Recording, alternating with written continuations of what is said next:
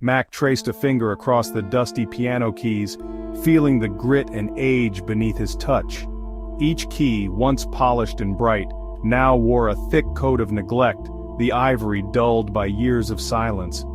The air was heavy with the scent of old wood and forgotten memories, and as his hand hovered over the keys he wondered who had last played a melody here, and what song had echoed through these halls.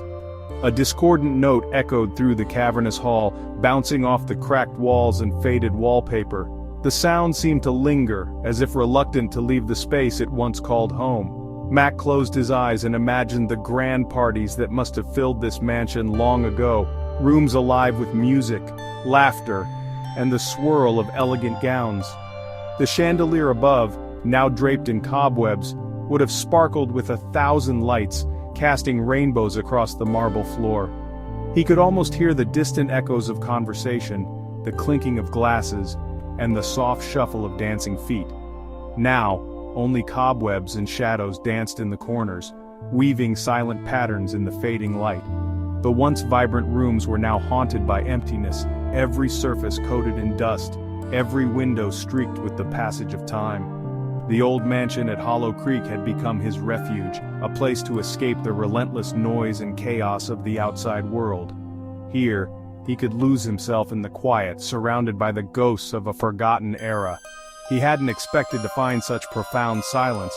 It pressed in on him, heavy and unsettling, as if the very walls were holding their breath. The quiet was absolute, broken only by the occasional creak of settling wood or the distant call of a night bird. Mac felt both comforted and unnerved by the stillness, as if the mansion itself was watching, waiting for something to stir. He moved to the floor-to-ceiling windows overlooking the gardens, their glass cracked and clouded with age. Once these gardens had been a masterpiece of design, with carefully trimmed hedges, vibrant flower beds, and fountains that sparkled in the sun. Now they were choked with weeds, the paths lost beneath tangled vines, and the fountains stood dry and cracked, their stonework crumbling. The beauty that once defined this place had faded, replaced by a wild, untamed melancholy. Night was falling, and a thick fog rolled in, swallowing the skeletal remains of the rose bushes and creeping up the gnarled branches of the ancient oaks. The mist moved silently, cloaking the garden in an eerie shroud, blurring the line between reality and memory. As darkness settled over Hollow Creek, Mac stood at the window, watching the world outside disappear into the fog, feeling the weight of the mansion's history settle around him like a second skin. In that moment he realized that the mansion was not just a refuge, but a living memory, holding on to its secrets and stories, waiting for someone to listen. It was in this liminal space between twilight and darkness that Mac first saw it. The world was suspended in a strange hush, the last rays of sunlight barely clinging to the horizon as the shadows stretched and deepened. The garden, once vibrant and full of life, now seemed to hold its breath, every leaf and blade of grass shrouded in a silvery mist that crept along the ground like a living thing. The mansion behind him loomed, its windows dark and empty, as if watching the scene unfold with ancient silent eyes. At the very edge of the fog, where the garden met the wild, tangled woods, a figure stood. Tall and unmoving, it wore a simple white mask, featureless, expressionless, and impossibly pale against the deepening gloom. The mask caught what little light remained, making it seem to float, disembodied above the swirling mist. The figure's clothes were indistinct, blending into the shadows, but the mask was unmistakable. A blank canvas that seemed to absorb all emotion, all meaning, and reflect nothing back. Mac blinked, his heart pounding in his chest. He told himself it was a trick of the light, a fleeting illusion conjured by exhaustion and the restless play of shadows and mist. Perhaps it was just a branch or a statue he'd never noticed before, half hidden by the fog. But as he watched, the figure did not move, did not waver, and a cold certainty settled over him. When he finally tore his gaze away and stumbled back inside, he tried to convince himself it was nothing. Yet the next night, as the fog rolled in once more, the figure was there again, closer this time, as if it had been waiting for him.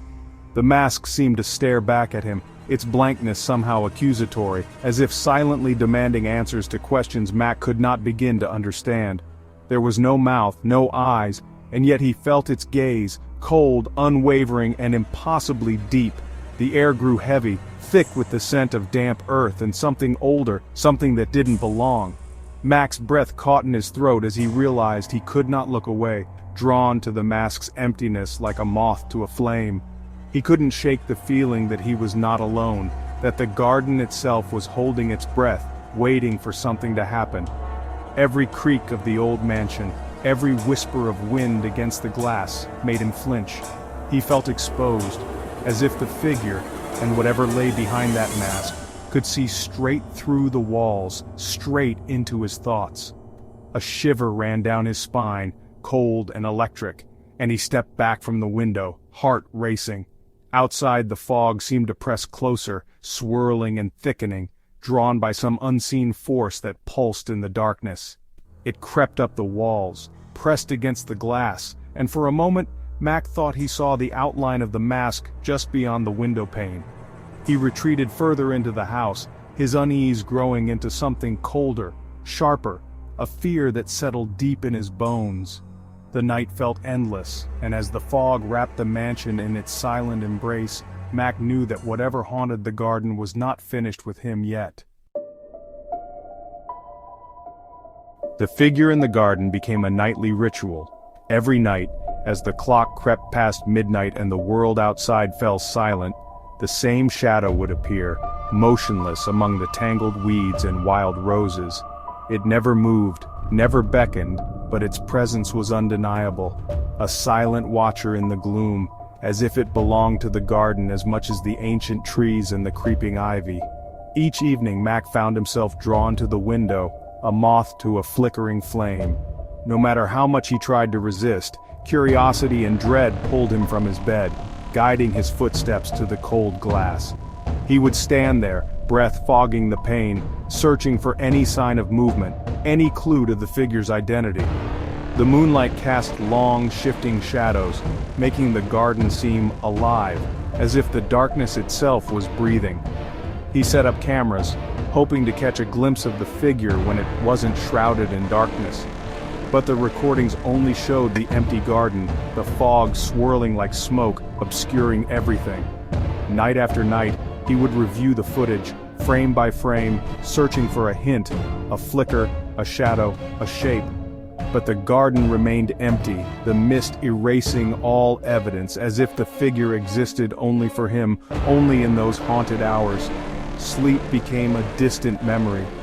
He spent the long hours sketching the mask, trying to capture its unsettling simplicity. The more he drew, the more obsessed he became, his mind replaying the image over and over. The mask was always the same, blank, expressionless, yet somehow filled with silent menace. It haunted his waking thoughts and invaded his dreams, a puzzle he couldn't solve. The lines he drew seemed to writhe on the page, the mask taking on a life of its own. It was as if he was drawing not what he saw, but what he felt.